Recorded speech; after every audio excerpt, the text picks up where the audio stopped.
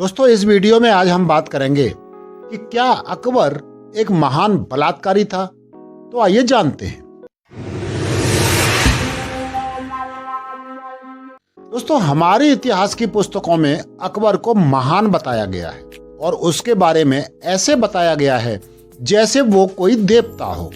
लेकिन अपनी सारी उम्र देश के लिए लड़ने वाले और घास की रोटी खाने वाले शूरवीर महाराणा प्रताप के बारे में कोई कुछ नहीं बताता। लेकिन आज हम आपको अकबर के असली चरित्र के बारे में बताते हैं, जो नकली इतिहासकारों की पोल खोल देगा। तो आइए जानते हैं अकबर का स्त्रियों के प्रति व्यवहार। दोस्तों, अकबर के हरम में 5000 औरतें थीं और इसकी 36 पत्नियां थीं। आईने अकबरी में अबुल फजल ने कहा है कि अकबर के महल के पास एक शराब खाना था और वहां इतनी वेश्याएं इकट्ठी होती थी कि उनको गिनना भी मुश्किल था। कहा जाता है कि अगर कोई दरबारी किसी को अपने घर ले जाता था तो उससे पहले अकबर की आज्ञा लेनी होती थी। उसने आगे ये भी लिखा कि यदि किसी रानी, दरबारियों की पत्नी या नई लड़की को अकबर की सेवा में जाना होता था तो उसे पहले अपना आवेदन हरम प्रबंधक को देना होता था। रणथंभौर की संधि में अकबर की पहली शर्त यही थी कि राजपूत अपनी स्त्रियां डोलियों में उनके शाही हरम में भेजें, तभी सिपाही जिंदा छोड़े जाएंगे। बैरम खान, जो उसका संरक्षक था, उसे भी मारकर उसकी पत्नी को उसने अपनी पत्नी बना लिया। ग्रिमन के अनुसार अकबर स्त्रियों को अपने दरबार में बांटता था। यही नहीं, मीना बाजार में सभी स्त्रियों को सज धज कर आने के आदेश दिए जाते थे और अकबर उनमें से किसी एक को चुनता था। अकबर की युद्ध में बेरहमी। 6 नवंबर 1556 को अकबर पानीपत की लड़ाई में गया। इस युद्ध में हेमू की आंख में तीर लगने के कारण उसकी सेना को लगा कि वह मर गया और सेना में भगदड़ मच गई। लाचार हेमू को अकबर ने अपनी तलवार से कत्ल कर दिया।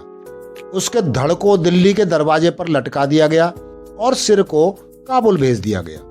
इसके बाद अकबर ने दिल्ली में काफिरों के सिरों से मीनार बनाई, जो उसकी जीत का प्रतीक था। अकबर ने हेमू के पिता को भी मार दिया और वहां की महिलाओं को हरम में भेज दिया। 2 सितंबर 1573 के दिन अहमदाबाद में इस महान व्यक्ति ने 2000 दुश्मनों के सर काटकर सबसे ऊंची सिरों की मीनार बनवाई थी। अकबरनामा के अनुसार जब बंगाल में दाऊद खान हारा तो कटे सिरों के 8 मीनार बनाए गए और दाऊद को मरने से पहले पानी मांगने पर जूतों से पानी पिलाया गया। अकबर ने हमेशा राजपूतों के खिलाफ राजपूतों को ही खड़ा किया। वह कभी भी युद्ध में महाराणा प्रताप के सामने नहीं आया। इसका अर्थ साफ है कि वह महाराणा प्रताप से डरता था। कर्नल ताड़ ने कहा है कि उसने एक लिंग की मूर्ति को भी तोड़ा और फिर उसके बाद नमाज भी पढ़ी। अगस्त 1600 में अकबर ने असीरगढ़ का किला घेर लिया, लेकिन अकबर वह किला नहीं जीत पा रहा था। विंसेंट स्मिथ का कहना है कि उसने किले के राजा मीरा बहादुर को आमंत्रित किया और उसने राजा को पकड़ लिया और राजा के सेनापति को कहा कि वो आत्मसमर्पण कर दे, लेकिन सेनापति ने ऐसा नहीं किया। बाद में धोखे से उसने किले को जीत लिया।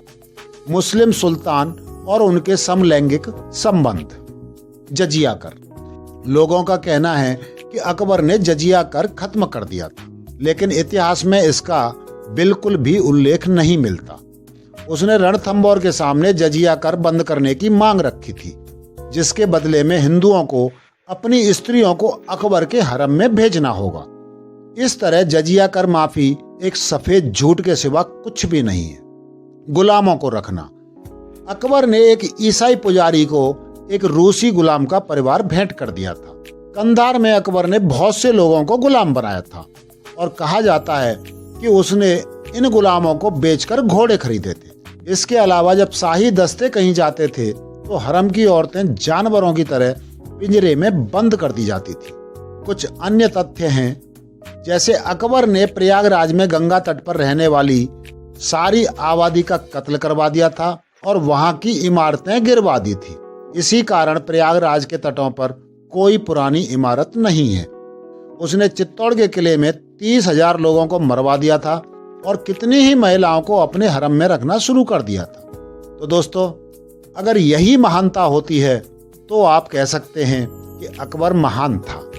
लेकिन इन सारी घटनाओं को देखते हुए अकबर को कोई भी महान नहीं कह सकता। अब कौन से इतिहासकार कहते हैं, क्यों कहते हैं, पता नहीं, कि वो था तो बलात्कारी ही और बहुत ही क्रूर था।